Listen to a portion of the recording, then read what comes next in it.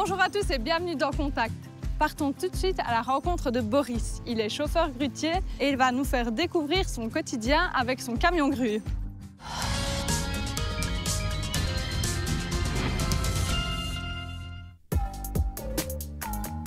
Bonjour, je m'appelle Boris, j'ai 34 ans. Ça fait plus ou moins 5 ans que je travaille comme chauffeur-livreur grutier chez Thomas & Piron.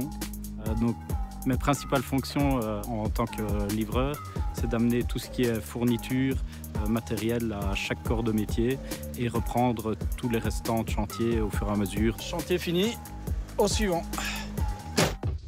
Avec un véhicule d'une telle ampleur, une vigilance optimale est indispensable. Donc quand on circule avec un véhicule pareil, c'est les gens en général qu'il faut se méfier, entre guillemets. Ils ne se rendent pas compte qu'on a un freinage bien plus long qu'une voiture, on est bien plus encombrant et qu'on a beaucoup d'angles morts. C'est toujours au niveau des portières convoyeurs et du devant du camion. On n'a strictement aucune vue, hormis avec les 2-3 rétroviseurs prévus justement à cet effet-là. Le camion que je conduis ici est à 50 tonnes. En temps normal, c'est 5 essieux, 44 tonnes. Ici, j'ai 6 essieux, donc on a une dérogation pour le 50 tonnes en région wallonne.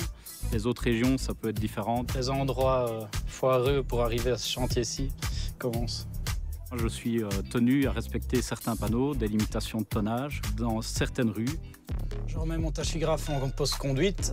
Chaque camion a un tachygraphe où toutes les données personnelles et données du camion sont enregistrées. Les heures de conduite, les heures de pause, les heures de travail. On est tenu à certains horaires, par exemple 4h30 maximum de conduite d'une fois avec 45 minutes de pause. Pour les nuits, on a 9 heures de coupure minimum obligatoire.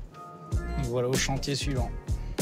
Je suis autorisé à faire des convois exceptionnels qui demandent certaines nuances par rapport à un camion traditionnel. Par exemple, signalisation supplémentaire indiquant que c'est en surlargeur ou en surlongueur, plus des feux gyrophares, orange. Dans notre métier, on rencontre certaines difficultés, comme l'impatience des autres usagers. Des fois, 2 minutes de patience permet d'éviter 15 minutes de blocage sur une route quand on est obligé de manœuvrer pour rentrer dans un chantier, ou ne fût-ce que dans un tournant serré, où on est obligé de s'écarter et de prendre notre distance vis-à-vis du bord de notre remorque. Donc ici, je suis obligé de monter sur l'îlot, sinon j'arrive dans les bordures. Le pragmatisme de Boris m'impressionne. Je suis donc allée à sa rencontre pour qu'il m'en dise un peu plus sur son métier. Bonjour Boris. Bonjour Fanny.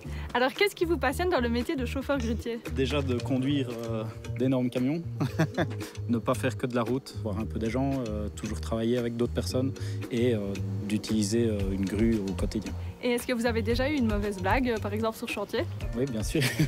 Je suis très loin d'être parfait. Ça peut être des petits accrochages. Il y a des jours avec, il y a des jours sans. Et comment est-ce qu'on devient chauffeur grutier? Hormis le permis, c'est surtout au fil des jours qu'on apprend et c'est comme ça qu'on se forge un caractère, une habitude et de la technique de travail. Pour assurer une meilleure cohabitation sur les routes, Boris avait un dernier conseil à nous transmettre. Quand vous voyez un camion qui va sûrement manœuvrer, n'hésitez pas à garder de la distance. On ne risquera pas de dégâts matériels, on ne perdra pas de temps et tout le monde sera gagnant dans l'histoire. Et voilà, Contact, c'est déjà terminé pour aujourd'hui, mais je vous retrouve dès la semaine prochaine pour découvrir le quotidien d'autres usagers. D'ici là, si vous avez encore des questions, n'hésitez pas à scanner le QR code qui s'affiche juste au bas de votre écran. Moi, je vous dis à très bientôt et d'ici là, bonne route!